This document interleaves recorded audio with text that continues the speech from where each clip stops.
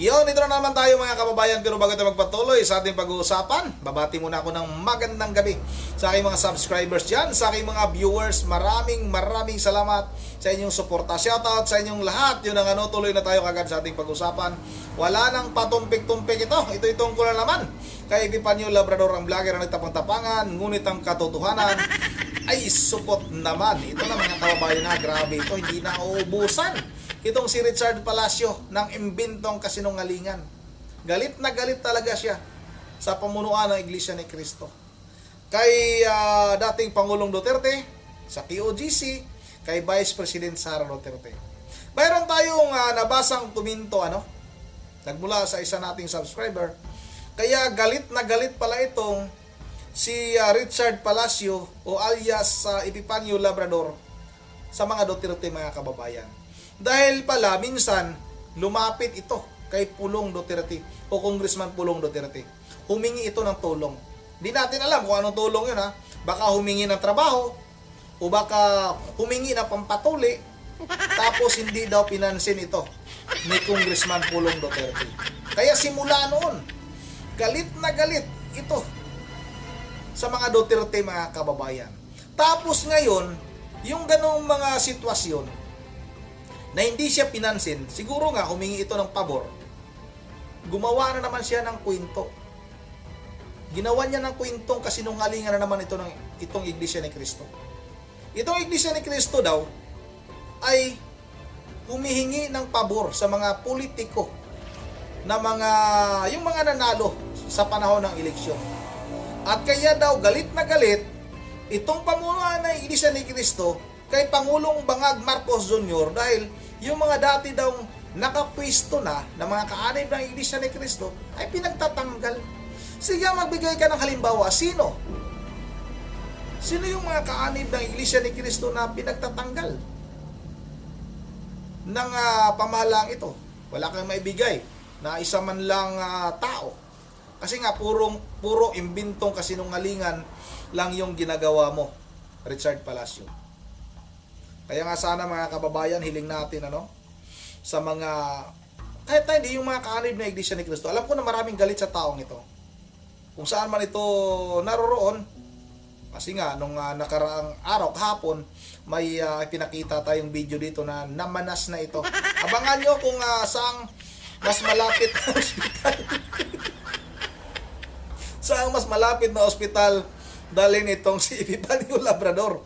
Dahil nga, di magtatagal talaga yan, magkasakit talaga yan.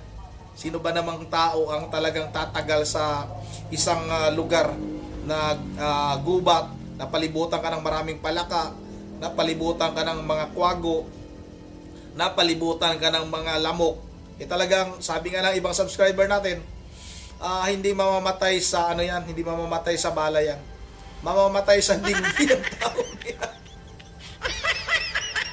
Dinggi ang ikakamatay ni Epifanio Labrador. Mabalitaan lang natin naka-headline sa isang pahayagan. Isang vlogger na si Richard Palacio o alias Epifanio Labrador patay sa dinggi. Dahil nga sa kanyang pagtatago, mga kababayan. Pero itong kanyang paninira sa Iglesia ni Cristo, sa lahat ng mga kaanib ng Iglesia ni Cristo, talagang hindi po ito katanggap-tanggap. Kung matatanggap man ito nila kay Eduardo Manalo, kasi nga sanay naman yan sila, kasi marami naman talagang naninira, pero itong ibang mga miyembro, may mga nababasa talaga tayo na galit sa taong ito. May kamag-anak akong Iglesia ni Cristo Minsan tatanungin ko nga, kausapin ko nga kung kilala o kung alam niya na ba itong pinagagawa nitong si Richard Palacio. Hindi naman matapang 'yon. Kasi nga mabait naman 'yun. At ako lang naman ang medyo hindi mabait. Yung eargun ko nga nandito, yung eargun ko Talagang gusto kong yung minsan yung scoop lang tatanggalin ko para ipapakita ko dito kay Richard Palacio. Yan ang mga kababayan, itong video na ito, talagang katawa-tawa itong si Richard Palacio, mga kababayan.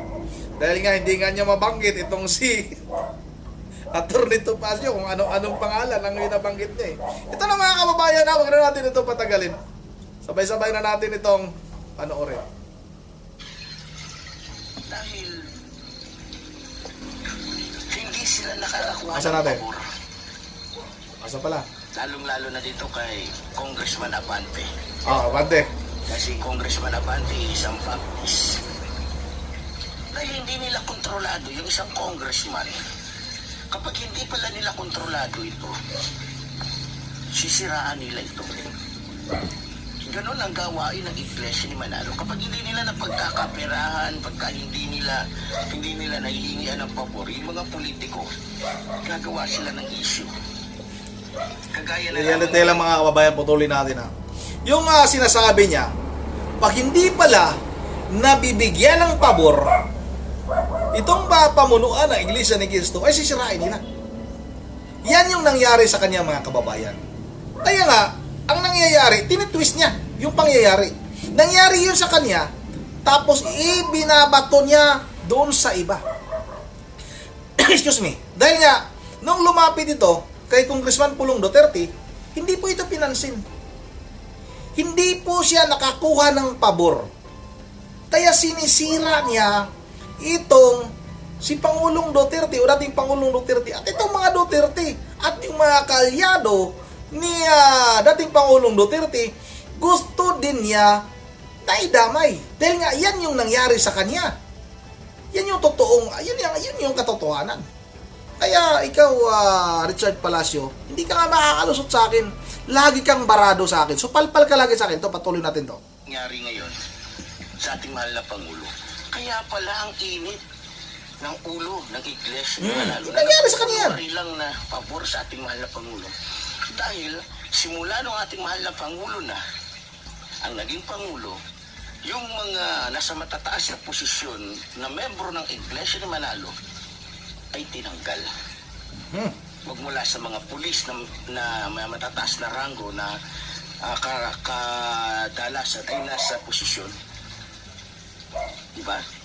Regional Director, Provincial Director, diba?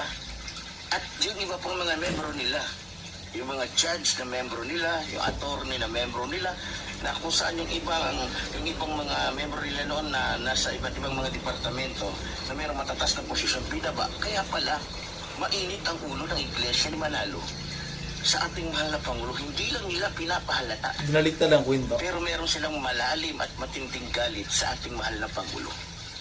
Dahil yung mga pabor na nakukuha nila ay hindi na nila nakukuha ngayon sa ating mahal na Pangulo.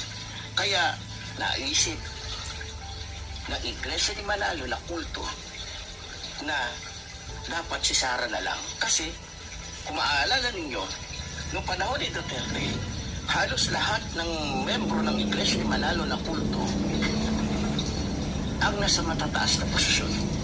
At karamihan sa membro ng Iglesia ni Manalo na kulto ay natatalaga o nagkakaroon ng trabaho sa gobyerno. Kaya kontrolado, kaya malakas at maimpluwensya ang Iglesia ni Manalo. Ngayon, dahil medyo nabawasan yung kaya gumagawa sila ng strategy para masira ang ating mahal na Pangulo. So yun ang isa yan sa dahilan. Kaya dito din, halimbawa na lang, kay House Speaker Martin Romualdez, kaya pala mainit ang ulo nila. Ngayon ko lang nalaman kasi may nag-message sa akin at kausap ko talaga. Ito ay isa sa staff, paano ko ba sasabihin? Membro ng sa opisina mismo ng staff ng House Speaker. Kausap ko at sabi niya, sa totoo lang sir, marami pong nire-request dito yung pamunuan ng Iglesia ni Manalo. Yan si Eduardo, mahilig pala mangingi ng pabor yan si Eduardo Manalo, yung Mongoloid na yan. Hindi pinansin House Speaker Martin Romualdez. Diba? Excuse me po. Ngayon, nung hindi pinansin ng opisina ng House Speaker yung mga request ng Iglesia ni Manalo o nitong Eduardo Manalo ng Mongoloid, na leader ng kultong malafraternity na iglesia ng Diablo. Nagalit. Kaya pala kahit nakikita na ng iglesia ni Manalo, yung mga katiwalian ni Sara, pumabor sila dito. Pumabor sila. Kasi bakit? Pag si Sara, makakahingi talaga sila ng iba't ibang pabor. Lahat ng gusto nila, ibibigay ng mga Duterte sa kanila. Bakit? Kasi kasabwat sila sa katiwalian ng mga politikong sakim sa pera at kapangyarihan na kung saan nahihingian nila ng pabor. Nahihingian nila ng limpak-limpak na pera para ipagpatayo ng kanilang mga malalaki at nagkagandahang mga simbahan. Hinggit ka. Ang galing, di ba? Kaya pala walang sinabi yung simbahan ng mga born again. Kaya pala walang sinabi yung simbahan ng mga Baptist. Kaya pala walang sinabi yung simbahan halos ng mga Katoliko. Kasi yung pera pala na pinantatayo ng simbahan ng iglesia ng kulto, ng Diablo na pinamumunuan ni Eduardo Manalo na isang Mongoloid ay galing sa mga politikong napapakinabangan nila. At galing din naman sa siyempre doon sa mga membro nilang natulungan nilang mailagay o maitalaga sa isang napakagandang posisyon na kung saan kaya nilang kontrolin. Diba? So, ngayon ko na-realize na kaya pala Na-realize pa. ganun.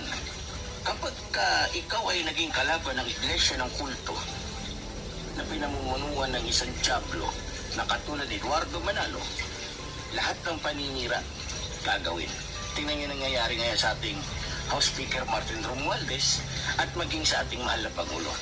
Lahat ng uri ng paninira, kasabwat po dyan ang iglesia ng kulto na pinamumunuan ng isang Diablo. 100%. Tingnan niyong mabuti, magmula pa lang kay Tapasio, iglesia ni Manalo na yan. Kung talagang makadiyos, matino at talagang hindi sumasali sa politika, ang pamunuan ng iglesia ni Manalo, dapat pati yung membro nila. Dapat kontrolin nila. O Tapasio, kang sumali sa gano'n, lagi ka na lang, ikaw na lang lagi yung bida dyan. Lahat na lang ng maano dyan, ikaw yung nandiyan dyan. Nasisira na yung ano natin, reputasyon ng INC. Pero hindi, kasi pabor sila. Diba? Ito sinasabi ko sa inyo. Kaya, hindi na ako magtataka kung bakit maging sa akin, talagang gagawa sila ng iba't ibang paninira. Pero okay lang. Kasi hindi naman sila nagwawagi. Diba? Sa halip nga, mas lalo tayong tumatapang. At sa ginagawa nila sa akin, mas lalo tayong nagpupursige na ihayag pa ang katotohanan sapagkat kitang-kita na talagang nakita niyo naman, napakasimpleng tao ko lang. Pero bakit ako pinansin ng iglesia ni Manalo? Kasi natatakot sila dahil parang dumoble at nabuhay si Kaper Silapid. Kaya naman, si Kaper Silapid na naman. Epipanyo Labrador. Kaya natatakot sila na baka mas matindi pa ang iyong lingkod kapag naghayag ng katotohanan laban sa iglesia ni Manalo na isang kulto na ngayon. Yun na ano mga kababayan, binanggit na naman niya si patayin ko lang. Nabanggit na naman niya itong si Kaper Silapid. Binabagabag na itong si Epipanyo Labrador mga kababayan sa totoong buhay Richard Palacio. Baka nga totoo yung sinabi ko na may kinalaman ito sa pagkamatay kay dating Kaper Silapid. Dahil nga siya na rin mismo ang umamin noon na na-meet daw niya ng isang bisis itong si Kaper Silapid. At bakit niya ba laging binabanggit itong si Kaper Silapid? Siya na rin mismo ang umamin na mayroon na siyang napatay na 49 katao. Pinakita ko sa inyong video. Hindi yan nga kasinungalingan. Hindi yan fake news. Dahil mismo na nanggaling sa kanya yung video na yan. At talagang inamin din niya na nagpapabayad siya para pumatay ng tao. Eh, hindi nalalayo mga kababayan. Dahil nga, laging pinagtatanggol niya itong si Tambaluslos, itong si Marcos Bangag Jr., na binatikos din noon ni Kapir Silapid. Sinabi pa nga na itong si hindi ko lang mailagay, hindi ko lang makita yung video na may upload tayo noon, na sinabi talaga ni Percy Lapid na gumagamit ng pinagbabawal na na gamot itong si Marcos Jr., mga kababayan. At yung ipinakita natin na video kahapon na tinuligsa, no, dahil nga magnanakaw dahil yung pamilyang Marcos. Hindi nalalayo mga kababayan. Kasi nga, ito mismo umamin na ito. Baka nung lumapit ito kay Pulong, kasi nga, mayroong ngang nagkomento na itong kaya pala yung ugat ng galit nitong si Richard Palacio o alias Epipanyo Labrador sa mga Duterte. Dahil nga, lumapit ito kay Pulong Duterte. Humingi ito ng tulong. Di ko lang alam kung anong tulong ha. Baka yun nga yung pangpatuli. O kaya humingi ito ng pabor para baka gustong magkaroon ng trabaho. Hindi pinagbigyan. Hindi daw pinansin ito. Kaya galit na galit mga kababayan. Tapos ngayon, gumagawa siya ng kwento, yung nangyari sa kanyang sarili, ibinabato niya ngayon sa pamunuan ng Iglesia ni Cristo. Dahil experience niya yun. Kaya mabilis siya makagawa ng kwento dahil nangyayari sa kanyang totoong buhay. Di ba mga kababayan? Kaya itong tao na ito, dapat talaga ito, hindi naman siguro ito talagang tawag ito mga kababayan, hindi naman ito itutumba ng mismong taga-Iglesia ni Cristo.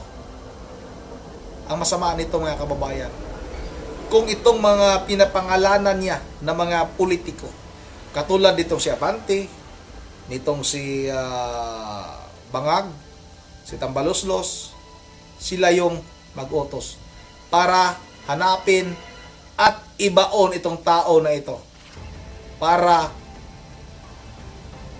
maibintang o ibibintang sa mga Duterte at sa pamunuan ng Iglesia ni Cristo. Yan ang yung masama. Kaya mag-ingat tayo, mga kababayan.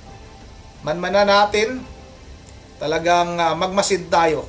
Dahil nga, marami ang maghabol sa buhay nitong si Epipanyo Labrador. Marami talaga.